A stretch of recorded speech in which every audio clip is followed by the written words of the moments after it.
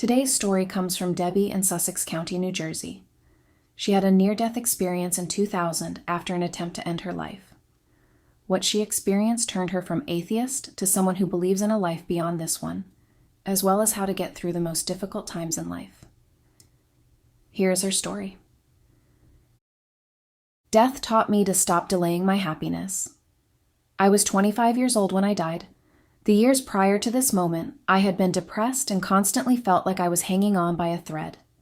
I had a difficult childhood, my family moved a lot, and eventually my parents' relationship broke down and my father left. I moved in with my grandmother, and when my mother met a new man, she left me with my grandmother while taking my younger siblings with her and forming a new family. I always felt like I wasn't good enough and that I was defective in some way. In school, I gravitated towards other troubled students who, like me, came from broken families and were not doing good in school. Eventually, I found alcohol and other substances that provided the sense of belonging I craved. I wound up barely graduating high school, getting pregnant, and living with a boyfriend who cheated on me during my pregnancy. However, pressure from our families led us to marriage, and now I was left with a cheating husband, an infant daughter, and no skills for the real world. The years that followed were a series of events that only pushed my feelings as a failure even further.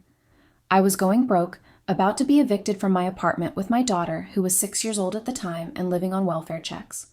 So, I had planned to end my life when she was at school, knowing it was her Father's Day to pick her up, and would have her for the weekend. I had an array of prescription pills, hard liquor, and I drove my car to a remote area at the city limits with a view of the town below. I proceeded to drink a bottle of whiskey, take a combination of pills that were lethal, and eventually I started to not feel anything and started to feel the drowsiness setting in. I don't remember anything after that moment as Debbie. Instead, I saw my car below me, and I could see into my car where Debbie's body was. I could see my human body convulsing, but I didn't feel anything. I wasn't worried. I had no attachment to that body any longer. Then I had this powerful surge of love and compassion for that body and what it had gone through. I had a flash of images of the life I had as Debbie. The hardest moments of my life all felt like they had a purpose. I looked at these events with compassion and love. Never judging anything I did, my failures didn't seem like failures anymore. Then I started to feel an upward pulling sensation, and I was getting further away from the car, and I felt like I was dreaming.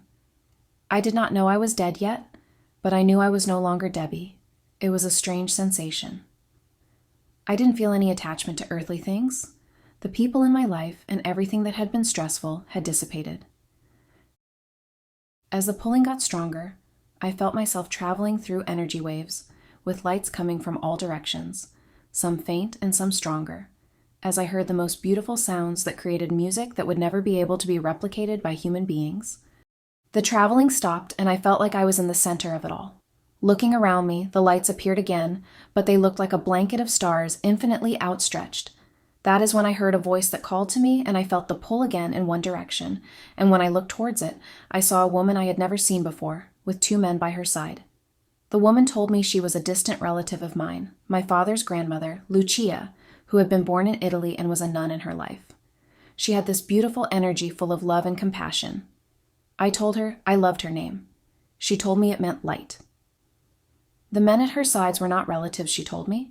They were angels who were there to receive me into this infinite place. They told me I could stay, but they wanted to show me something first. Then what appeared before me was life again. I was back on Earth, and I saw my daughter, and it was 20 years into the future. She had gone on to live with her father, and she was struggling the way I had been. She was depressed, and I felt the pain she had from missing me. I saw her in a room, alone, drinking and using pills to numb her pain, just like I had. They told me it wasn't my fault, and eventually my daughter would come out of it, but it would take her many years to overcome her battles. They told me if I were to go back, I might still have to experience watching her struggle, and that I would still be able to help her in ways on our spiritual plane. Or I could go back. Without the thought coming to me, I said, I'll go back. My great-grandmother gave me this surge of love that I felt deep in the core of my energy, almost like she was giving me the capacity to return to Earth with the strength I needed to overcome my own demons and be prepared to deal with what lay ahead of me. The next thing I remember was waking up in the hospital. I didn't know who found me, how I got there. I was dazed. The first person I saw was a nurse who said her name was Luz. Then she said, "It means light in Spanish." I felt that God was winking at me at that very moment. I had been in a coma for 5 days, she told me. Luz had told me I had quite a concoction of drugs and alcohol in my system. After I woke up, they had me stay a couple more days to monitor me. The day before I left, another nurse came over and gave me pamphlets for Narcotics and Alcoholics Anonymous and encouraged me to call before I left the hospital. She told me I would find a lot of people like myself there who had hit rock bottom. I did wind up calling, and to this day I have not had a drink of alcohol or any other drug. Things got better, one day at a time, and I was able to watch my daughter grow up. And though the painful teenage years were rough, I am glad to report I never saw her get to the depths of alcoholism and drug abuse like I had. She is 30 years old now and getting married next fall. I can't say life is perfect, but it has been much better than I thought it was going to turn out. My depression never got the best of me, and I have had a big support network to get me through the hard times. I can still vividly picture my great-grandmother and the angels that I saw, and 2 times in my life, I had been fortunate enough to see them again in dreams. I pray to them often, as well as for those that are just like I was. I hope that those that listen to my story are able to try and see what their life could be, instead of what it is now. I know how difficult it is to do that, but I am proof that things can turn around. Let the right people into your life, ones that remind you that things do get better. Walking a difficult path is easier to get through when you have a friend by your side. And when they're not there, God is there. The angels are there. Even ancestors who you have never met before may be right there with you. Just talk to them. Pray to them. They will listen.